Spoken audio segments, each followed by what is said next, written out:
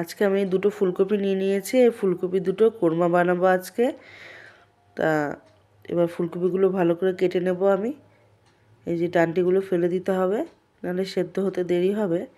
ওর জন্য আর আমি 2-3 টুকরো করে নিচ্ছি। দেখুন মানে ফুলকপিগুলো বড় বড়ই থাকবে, কিন্তু ডান্ডিগুলোতে ছোট ছোট মানে কেটে দিচ্ছি যাতে তাড়াতাড়ি সেদ্ধ হয়ে যায়।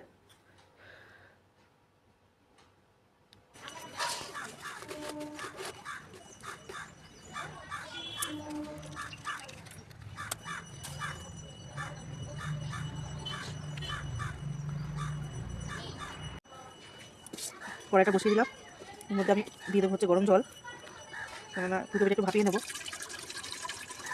সামান্য একটু গরম জল দিয়ে দিলাম। আর এই যে ফুলকপিগুলো কাটা হয়ে গেছে, এই যে এইভাবে এইভাবে এইভাবে কেটে নিয়েছি, আমি বেশি ছোটো করিনি। সামান্য 1 ছিটে লবণ দিয়ে দেবো।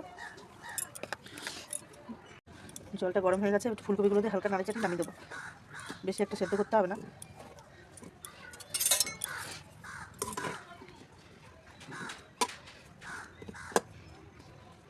হালকা অল্প একটু, বেশি না।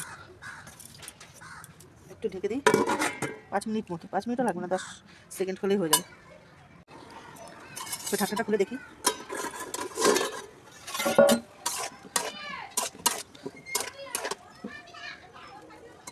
হয়ে এসছে, এবার নামিয়ে দেবো।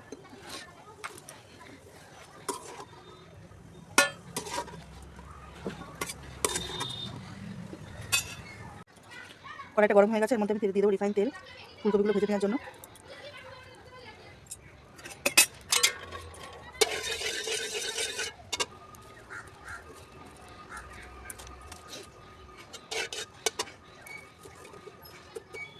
আর দিয়ে দেবো সামান্য একটুটা লবণ, একটুখানি। মানে সেদ্ধ করার সময় সামান্য লবণ দিয়েছি, সেই লবণের টেস্টটা বুঝে দিতে হবে। গরম হয়ে গেছে তেলটা।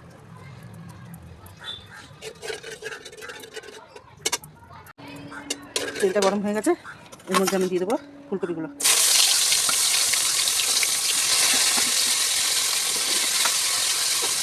এর মধ্যে কোনো হলুদ যাবে না, সাদা সাদা রান্নাটা হবে।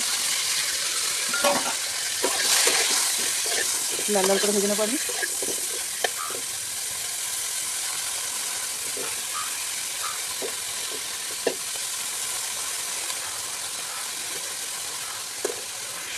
এদিকে আমি গোটা গরম মশলাগুলো নিয়ে নিয়েছি। শুকনো লঙ্কা, তেজপাতা, গোটা জিরে, জায়ফল, জয়ত্রী, এলাচ, লবঙ্গ সবই নিয়ে নিয়েছি। এগুলো ফোড়নে দিয়ে দেবো। ফুলকপিটা ভাজা হয়ে গেলে নামিয়ে নিই, তারপরে এগুলো ফোড়ন দেবো ঘি আর তেলের মধ্যে, রিফাইন তেল। এই রান্নাটা পুরো রিফাইন তেল দিয়ে হবে। দেখুন ফুলকপিগুলো ভালো করে ভাজা হয়ে গেছে, এগুলো আমি তুলে নিচ্ছি।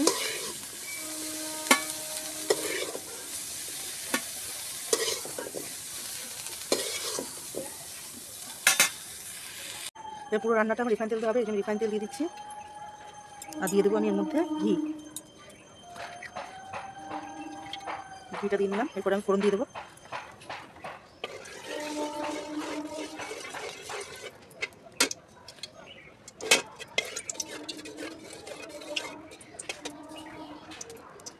তেলটা পুরো গরম হয়ে গেছে, এর মধ্যে আমি ফোড়নটা দিয়ে দেবো সবগুলো। এদিকে আমি 100 গ্রাম টক দই নিয়ে নিয়েছি, বেশিটা দেবো না। আর এখানে আছে হচ্ছে এটা জিরে গুঁড়ো, ধনে গুঁড়ো, এটা লাল লঙ্কার গুঁড়ো। এগুলো দিয়ে আমি মিক্স করে নেব। এর মধ্যে আমি দিয়ে দেবো হচ্ছে সামান্য লবণ, আর দেবো আমি হলুদ, সামান্য হলুদ দিয়ে দেবো। এটাকে ভালো করে ফেটিয়ে নেব।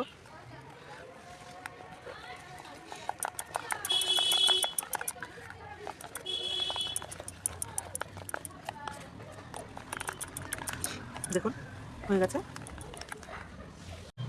ওইদিকে তেলটাও হয়ে গেছে ফোড়ন দেওয়া। এদিকে আমি পেস্টটা দিয়ে দেবো, টক দই আর গুঁড়ো মশলা যেগুলো দিয়েছি সেগুলো আমি দিয়ে দেবো।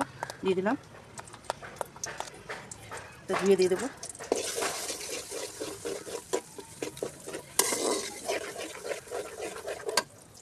সামান্য একটু জল দেবো।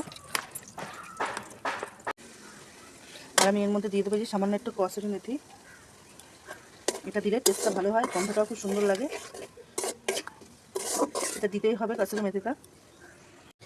এবার আমি এই যে এদিকে পোস্ত নিয়ে নিয়েছি, 4 মগজ নিয়ে নিয়েছি, আর এখানে কাজু আছে। এগুলো আমি বেটে নিয়ে আসবো, এগুলো বেটে নেব। আর এটা হালকা আছে কষানো হবে, ততক্ষণে আমি এটা বেটে নিয়ে আসছি। তেলটা হালকা আছে করতে হবে, একটু আঁচটা বাড়িয়ে দিলাম। দেখুন কি সুন্দর তেলটা বেরিয়ে এসছে।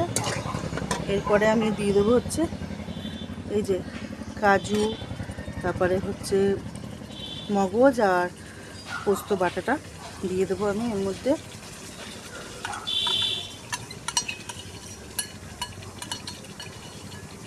এই প্লেটটাকে ধুয়ে দেবো।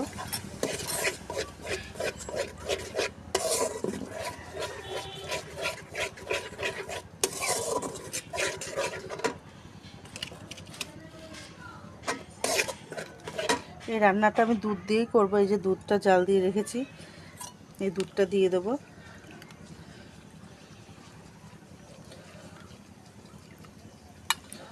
অল্প অল্প করে দুধটা দিয়ে দেবো, একটু কষিয়ে নিই।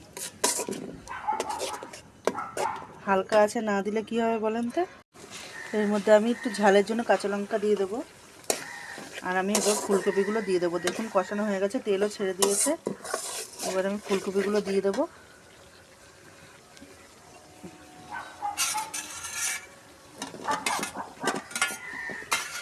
ফুলকপিটা দিয়ে একটুখানি কষিয়ে আমি দুধটা দিয়ে দেবো।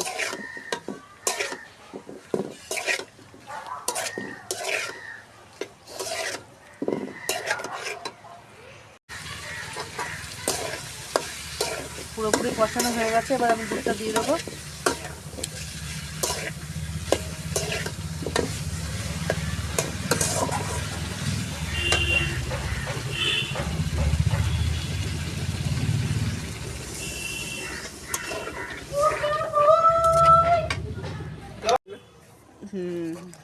আরো আগে 7 বছর কি শ্বাসতে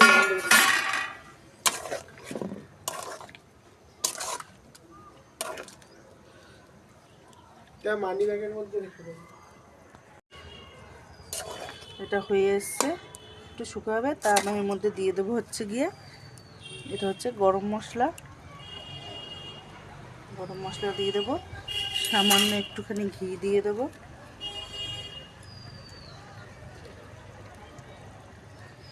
ঘি দিয়ে দেবো। এরপরে আমি দেবো একটু চিনি, স্বাদ মতো চিনি দিয়ে দেবো।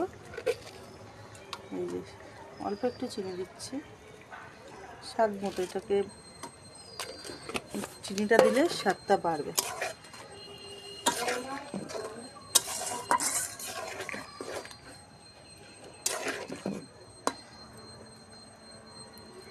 হয়ে গেছে, এবার নামিয়ে নেবো আস্তে করে।